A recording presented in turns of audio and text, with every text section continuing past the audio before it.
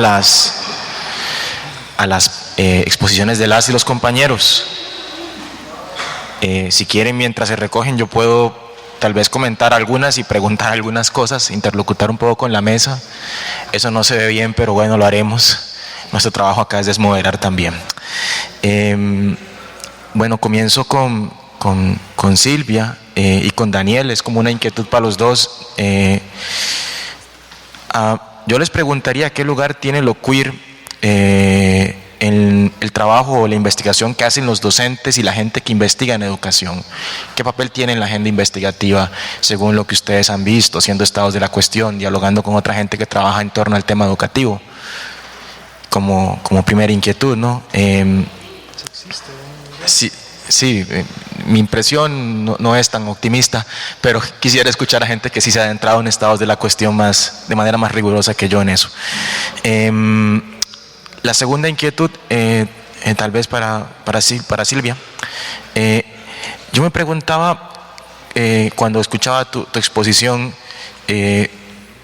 si ellos identificaban en algún momento esos significantes dentro de las narrativas institucionales en torno a la diversidad sexual, y también se identificaban códigos que desde la institución misma suponen imposiciones y lógicas de exclusión directas hacia ellos, y cuál era el peso en la construcción de su yo, digamos, tal cual estabas describiendo. A Daniel, pues un montón, pero solamente quisiera preguntarle dos en específico. Yo te preguntaría, Daniel, ¿qué papel juega el capacitismo,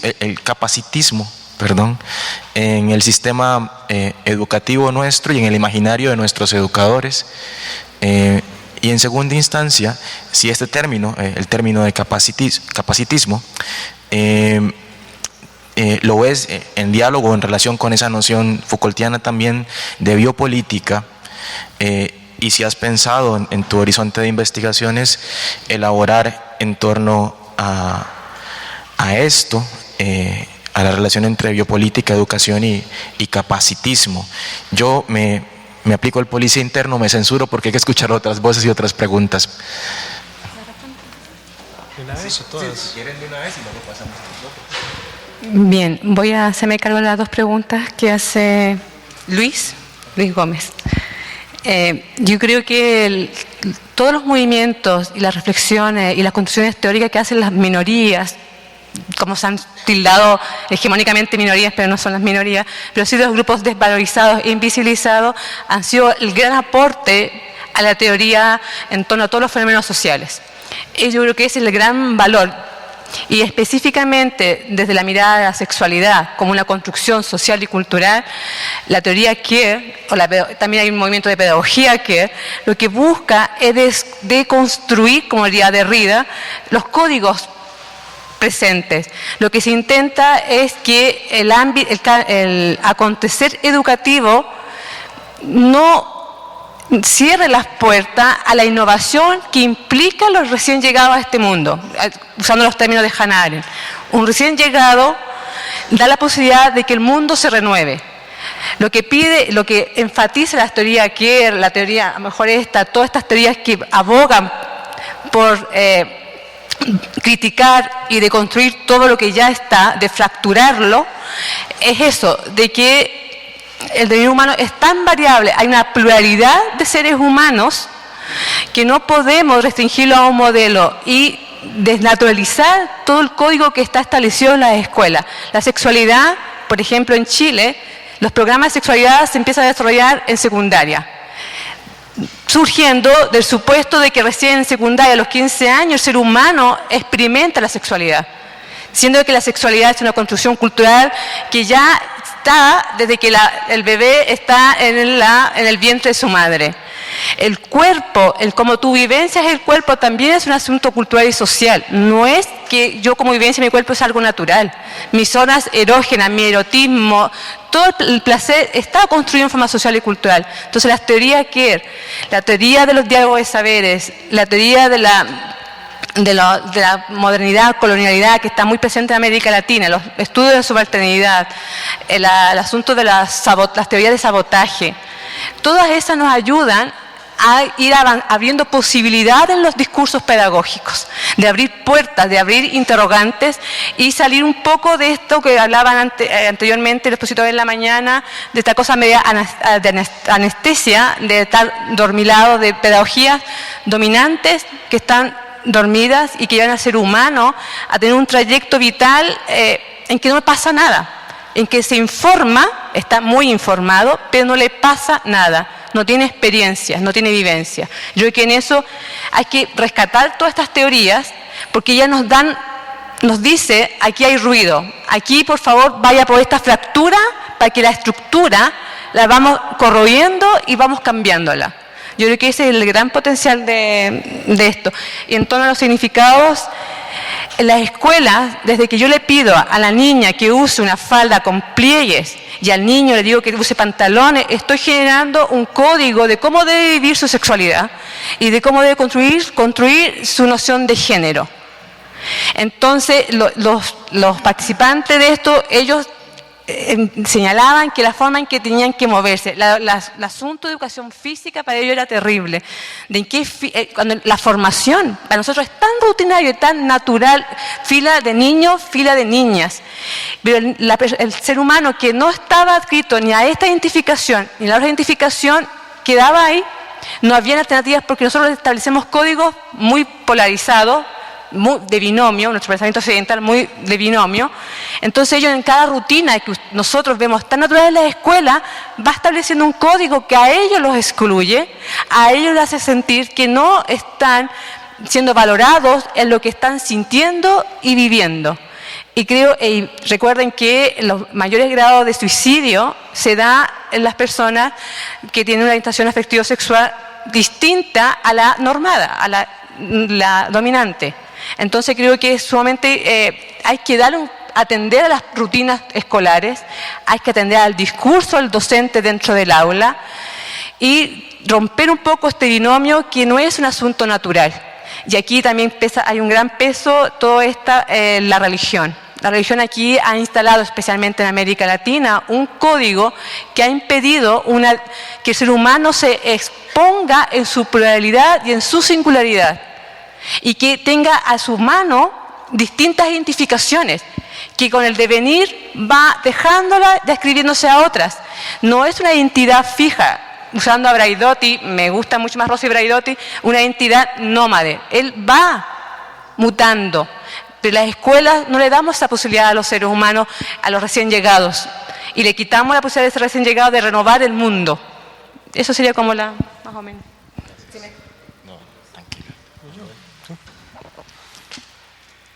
Bueno, en realidad llegué como a la mitad de mi exposición, pero entonces posiblemente ahí se me quedaron varios puntos. Digamos, el punto interesante de la noción de capacitismo, quizás si pasé muy rápido por ahí, es que el capacitismo se constituye como una apuesta por la deconstrucción de la noción de normalidad en torno al cuerpo. ¿Qué quiere decir esto? Bueno, asumimos como una realidad tangible que existe la discapacidad, pero no hacemos un ejercicio reflexivo de que exista el capacitismo corporal. ¿Qué quiere decir esto? Bueno, que asumimos como natural que ciertas corporalidades sean de una forma y otras no.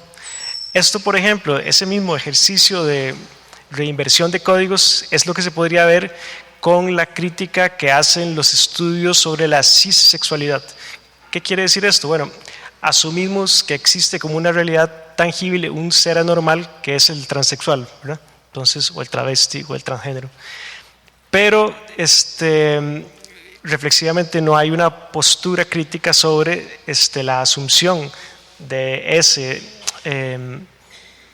género asignado con el cual vivimos muchas personas, es decir, el género biológico asignado y al cual asumimos como realidad tangible.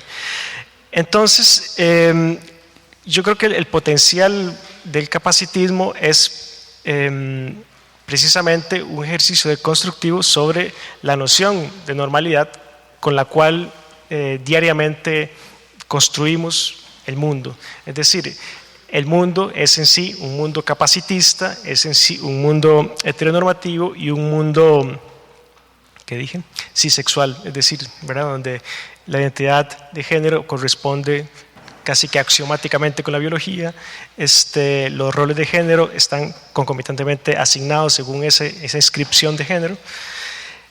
Y entonces sí, yo diría que sí, efectivamente es yo lo llamaría como una suerte de lógica kamikaze, ¿verdad? Digamos, como de lo queer tendría la intención precisamente de no querer cooptarse.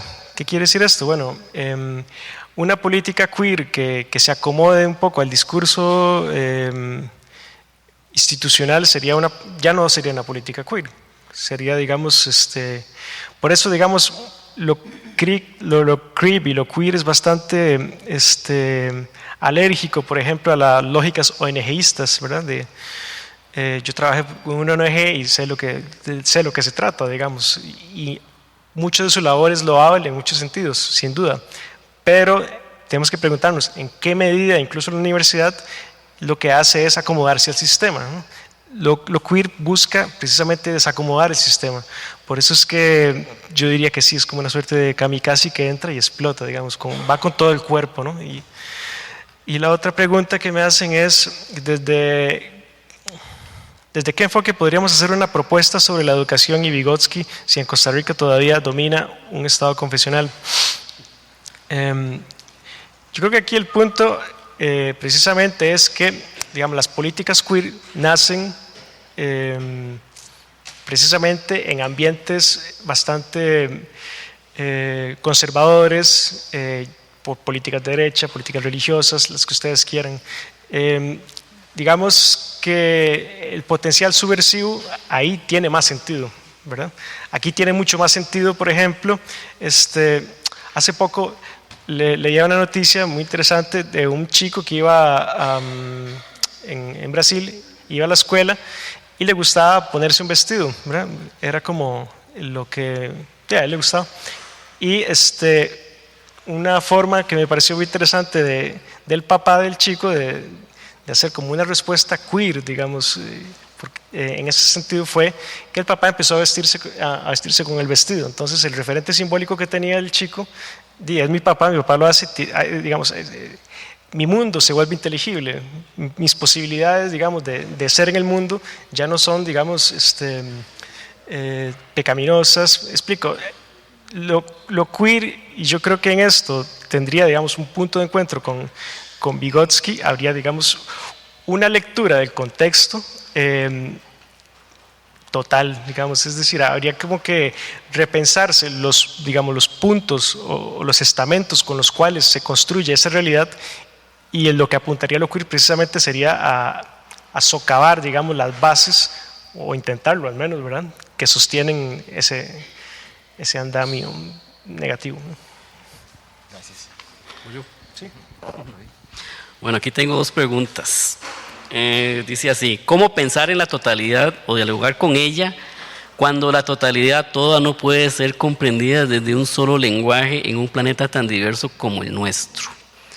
¿Están las visiones del tercer mundo comprendidas en esta lectura de totalidad? A alguien no le cae bien yo.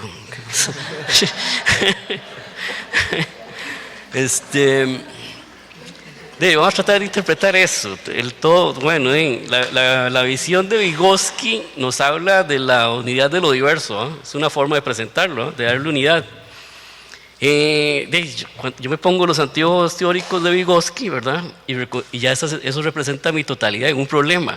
Si me pongo los anteojos piagetianos, eso me da una otra totalidad. O sea, diversidad hay muchas formas de entrarle a eso, ¿verdad?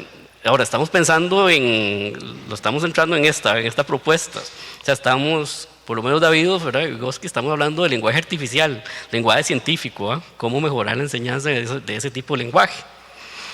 No sé si se podrá aplicar a otras visiones del mundo con otras culturas, supongo que sí se puede aplicar, pero bueno, ese cometido yo no lo estoy haciendo. O sea, yo estoy en esto, ¿verdad?, estamos hablando de lenguaje científico para profesiones, ¿verdad? Pero sí, digamos, depende de la teoría que usted se ponga, ¿verdad? El anteojo, así cambia la totalidad y así cambia la diversidad. Eso, en ese relativismo estamos, no sé. Cuando tengamos una teoría única, que no creo, por ahí espero haber respondido de alguna forma. Después me dicen, ¿cómo llevar esa simpleza de la estadística al aula? Bueno, entonces pareció que sí era simple la estadística, después de todo. No, ellos tienen algo aquí sí que se llama como, no es estrategias de aprendizaje, son varios modelitos que tienen como, ellos los llaman tipo 1, 2, 3 y 4. En el tipo 3 y 4 usan este tipo de esencia, ¿verdad? El mejorcito, el más óptimo sería el tipo 4. Se diferencia del 3 en que la idea es que el estudiante en las propias actividades de aprendizaje llegue a construir por él mismo la esencia. En cambio, en el tipo 3, que sería más fácil, ¿verdad?, es darle la esencia y después ya que él la busque en los casos particulares o en el concepto particular que está trabajando. Pero en uno u otro la idea es buscar la esencia primero y después partir a las actividades de aprendizaje y hacer como triadas, la esencia, el concepto particular y los casos particulares que explican el concepto. Y crear eso, para que se vaya apropiando de ella. Por ahí va la cosa. ¿Tenemos alguna otra pregunta, alguna otra intervención? No tenemos. Bueno, de parte mía como moderador colado y la organización,